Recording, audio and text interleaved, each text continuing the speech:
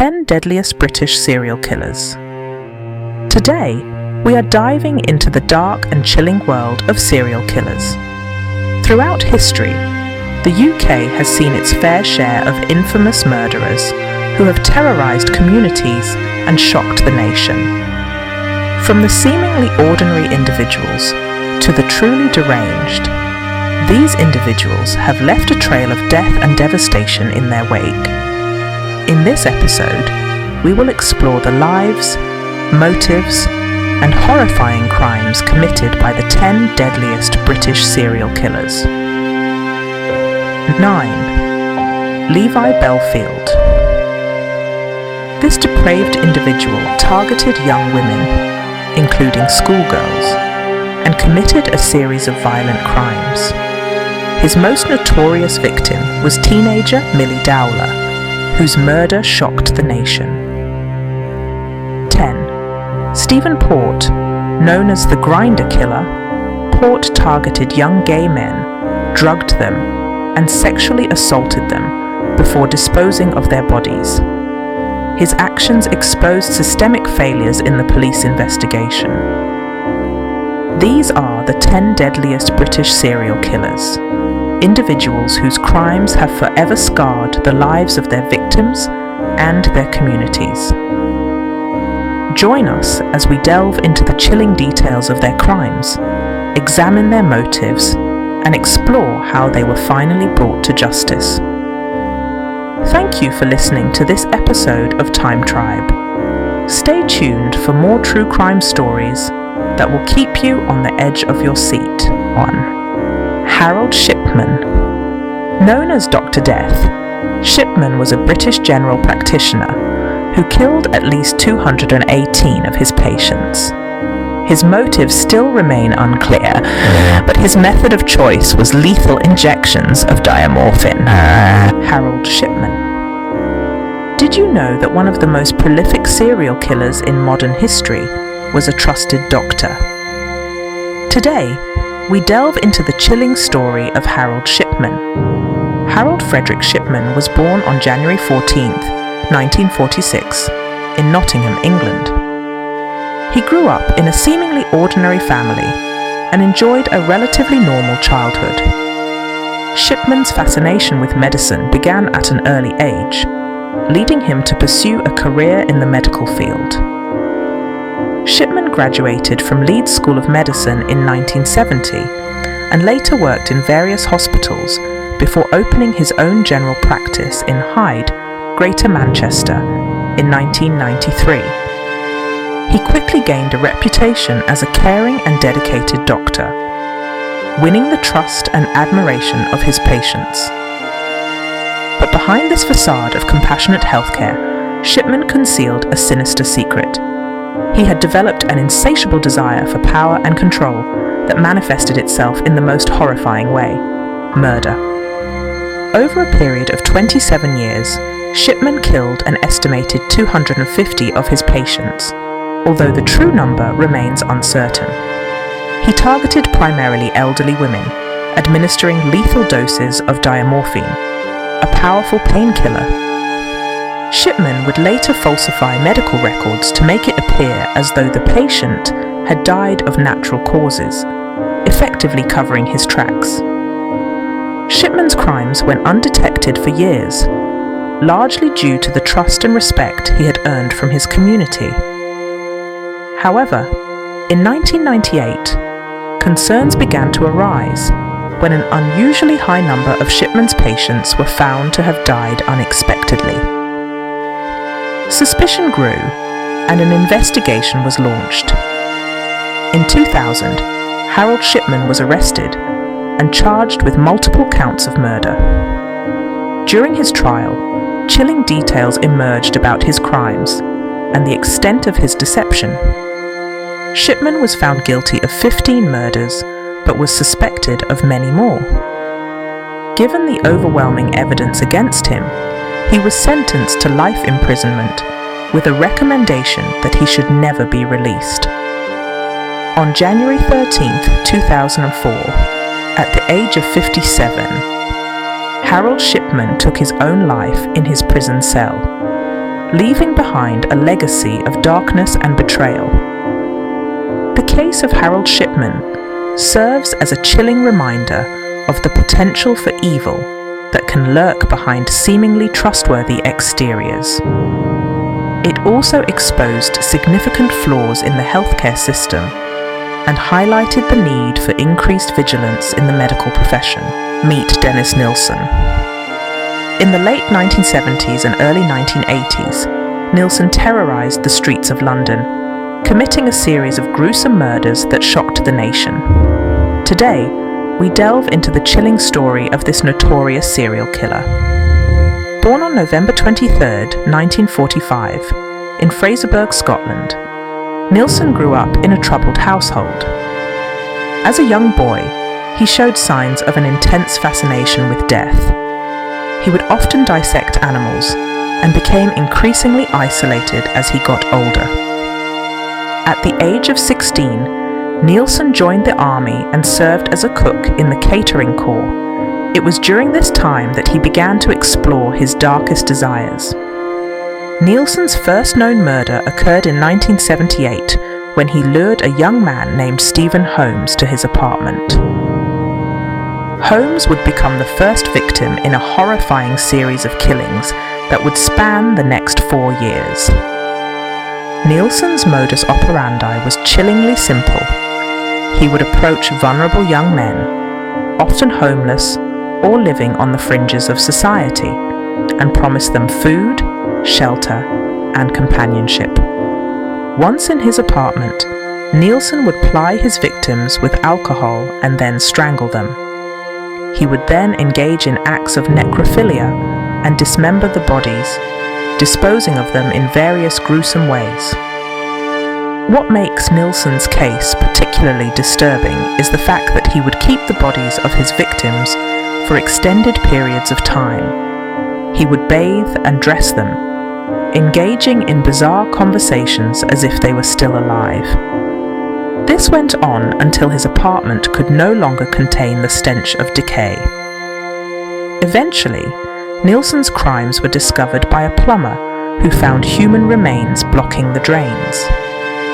Nilsen was subsequently arrested and stood trial for the murders. In 1983, he was found guilty of 6 counts of murder and 2 counts of attempted murder. He was sentenced to life imprisonment and would later be known as the Muswell Hill murderer.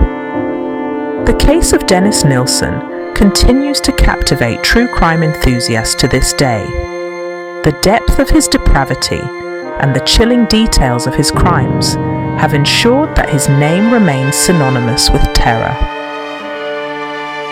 As we explore this dark chapter in criminal history, we unravel the mind of a man who committed unspeakable acts against his fellow human beings, Peter Sutcliffe.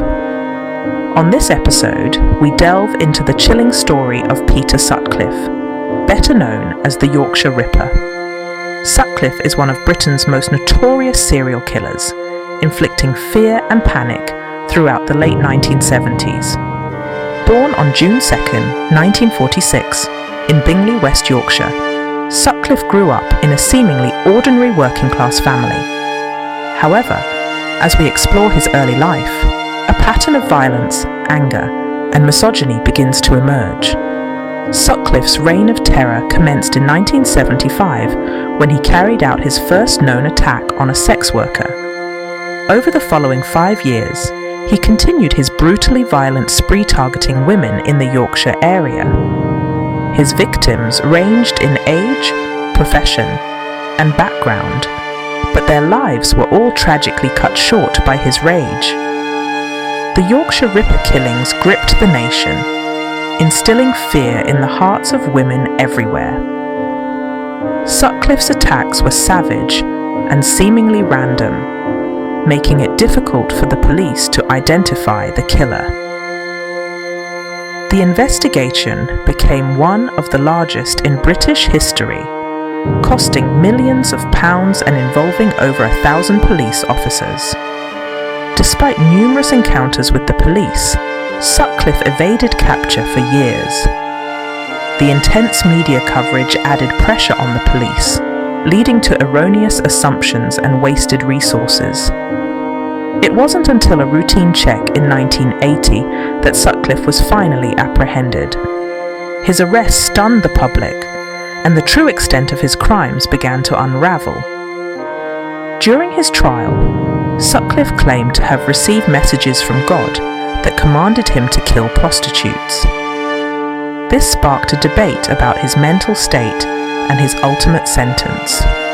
In 1981, he was convicted of 13 murders and 7 attempted murders and sentenced to life imprisonment.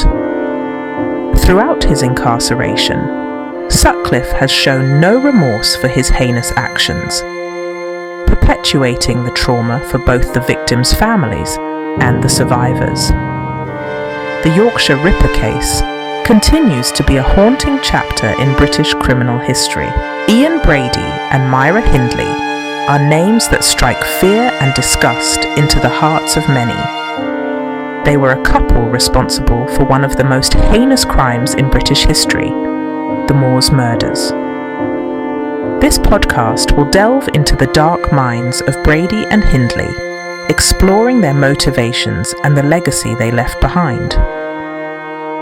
In the 1960s, Ian Brady and Myra Hindley embarked on a killing spree that targeted young children and teenagers.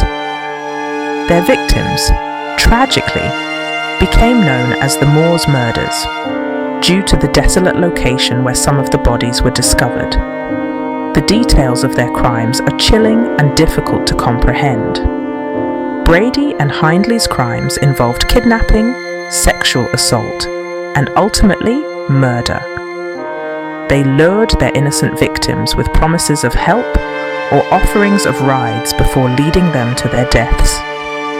The brutality of their acts shocked the nation and left lasting scars on the families of the victims.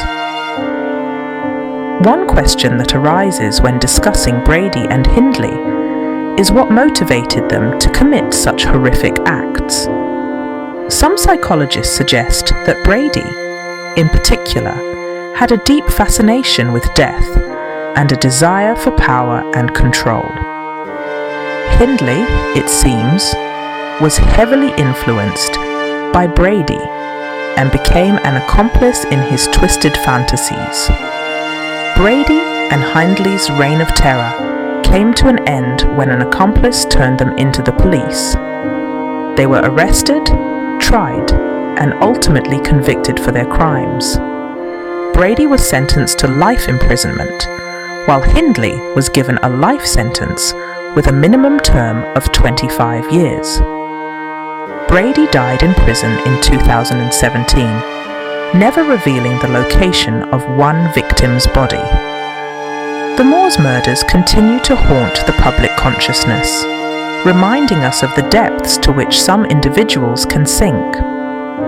The legacy of Brady and Hindley is one of immense pain and suffering, not only for the victims and their families, but for society as a whole. 6. David Mulcahy and Catherine Burney. David Mulcahy and Catherine Burney, also known as the Moorhouse Murderers, were a murderous couple from Perth, Western Australia, whose crimes shocked the nation in the 1980s. Together, they terrorized the community, leaving a trail of death and tragedy in their wake. In today's episode, we delve into the chilling story of David Mulcahy and Catherine Burney. David John Burney, born on February 16, 1951, and Catherine Harrison, born on May 23, 1951, grew up in troubled homes with dysfunctional families. In their early years, both experienced neglect, abuse, and a lack of stability. It is believed that these tumultuous upbringings laid the groundwork for the darkness that would consume their lives. The couple met in 1976 and quickly formed a deep and twisted bond, united by their shared interests in bondage, rape, and violence. They began to plan and carry out their horrific crimes. From 1986 to 1987, they would go on a killing spree that would forever scar the history of Australia. Their victims, young women between the ages of 15 and 31, were abducted, tortured, and ultimately murdered. The full extent of the horrors they inflicted on their victims is unimaginable. Bodies were discarded in remote locations, while some were buried in their own backyard. The reign of terror came to an end when a victim managed to escape the clutches of the twisted duo and alerted authorities. On October 6, 1986, police raided their home, capturing David and Catherine Burney. The couple was arrested and charged with multiple counts of abduction, rape, and murder. During the trial, the horrifying details of their crimes were revealed. The testimonies painted a picture of two sadistic individuals who derived pleasure from the suffering of others. Their horrifying acts shocked the nation, prompting discussions on the nature of evil and how such darkness could exist within human beings. On October 25, 1987, David Mulcahy and Catherine Burney were both convicted and sentenced to life imprisonment with no possibility of parole. Their heinous crimes remain some of the most notorious in Australian history. The Moorhouse murderer's story serves as a chilling reminder of the darkness that can lurk within seemingly ordinary individuals. It raises profound questions about the capacity for evil and the fine line that separates the ordinary from the monstrous. In this podcast, we will not only explore the chilling details of the crimes committed by Fred and Rose West, but also attempt to understand the psychological factors that drove them to commit these heinous acts. We will discuss the investigation, the victims, and the lasting impact this case has had on society. Join us as we navigate the darkness and delve into the twisted minds of Fred and Rose West. Prepare yourself for a journey into the heart of evil as we bring you the chilling story of the 20th century's most infamous serial killer couple, Fred and Rose West. Fred and Rose West. Two names that install fear and horror in the hearts of many. Their story is one of manipulation, depravity, and unspeakable acts of violence. For those familiar with the case, it is a chilling reminder of the darkness that can exist within seemingly ordinary people. And for those not familiar, brace yourself for a podcast that delves deep into the twisted world of Fred and Rose West. Fred and Rosemary West were a married couple from Gloucester, England. Together, they carried out a series of heinous crimes, primarily between the 1960s and 1980s. Their victims were predominantly young women, many of them teenagers, who were subjected to unimaginable torture, sexual abuse, and ultimately, murder. The true extent of their crimes would only come to light years later, revealing a horror beyond comprehension. What makes the case of Fred and Rose West even more disturbing is the fact that they operated within the confines of their own home, 25 Cromwell Street. This seemingly normal-looking house concealed a sinister secret. Beneath its roof lay a chamber of horrors. Hidden within the house's walls were rooms specifically designed for torture and abuse. The Wests turned their home into a prison, a place of suffering and death, where they carried out their sadistic fantasies. Their reign of terror finally came to an end in 1994, when police, acting on a tip, excavated the garden of 25 Cromwell Street. What they discovered shocked the world. The remains of 9 young women, including their own daughter Heather, were recovered from the gruesome burial sites. Fred West, unable to face justice for his crimes, took his own life while awaiting trial. Rosemary West was arrested, tried and condemned to life imprisonment for her role in the atrocities. The case of Fred and Rose, West remains one of the most infamous in criminal history, captivating the public's morbid curiosity. It has been dissected and analysed by experts, detectives, and true crime enthusiasts alike. But even with all the accounts, documentaries, and books written about them, the depths of their depravity remain shrouded in mystery, leaving us to question how such evil could exist. 9. Levi Belfield. The case of Levi Belfield is one that continues to intrigue and disturb many. Notorious for his crimes, Belfield has cemented his name in the annals of true crime history.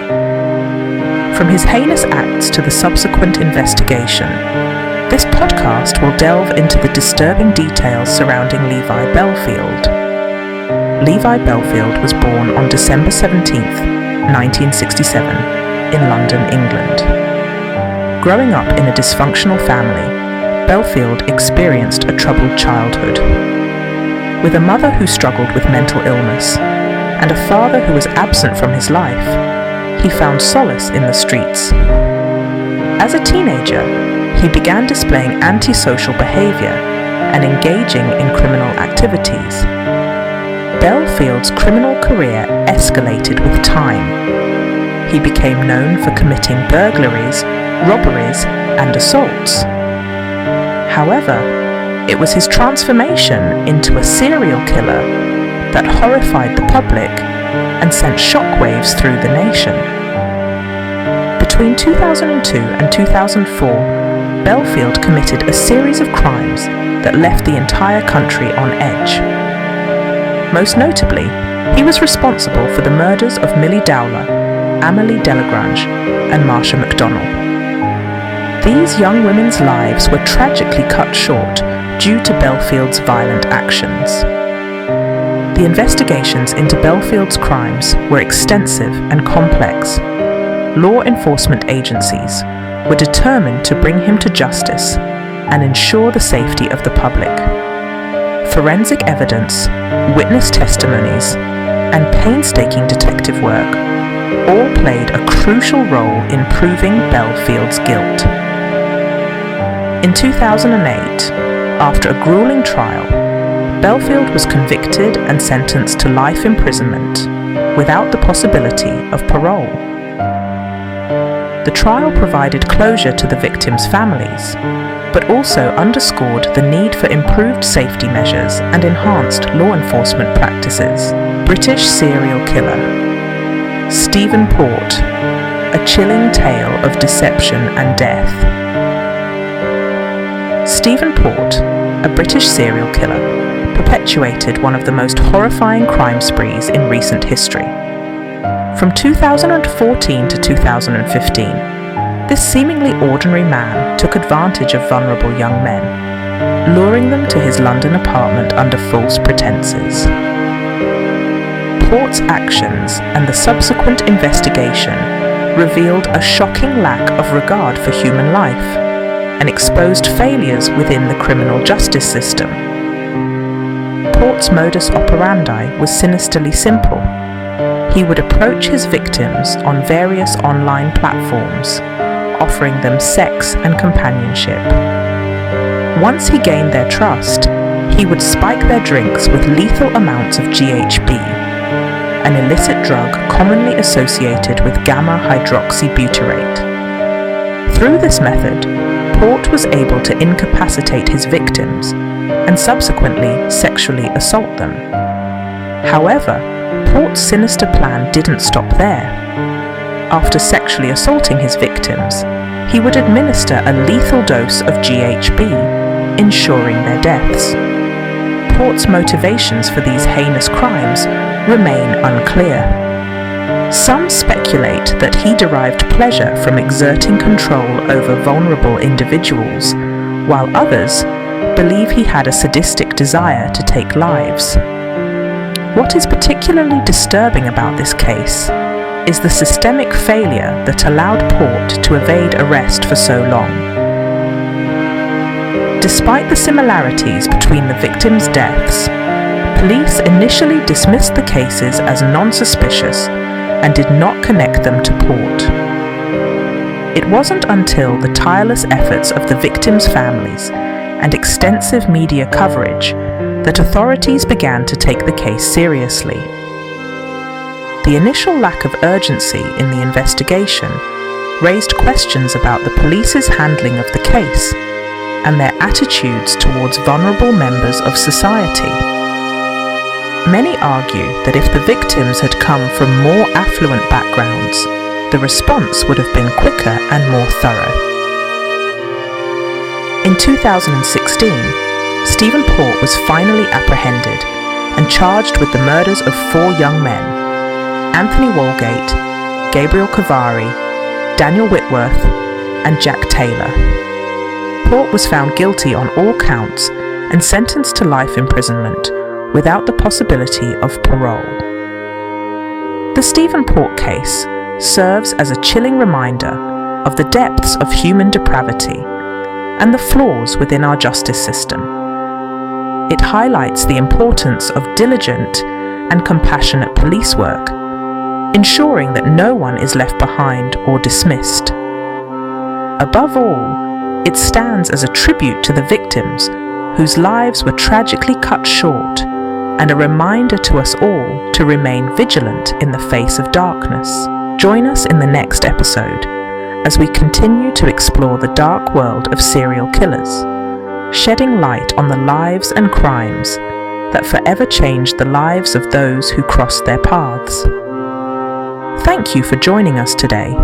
Stay tuned for more real-life stories that will leave you questioning the depths of the human psyche. Until next time, this was Top 10 Deadliest British Serial Killers. Stay safe and stay curious, Time Tribe community.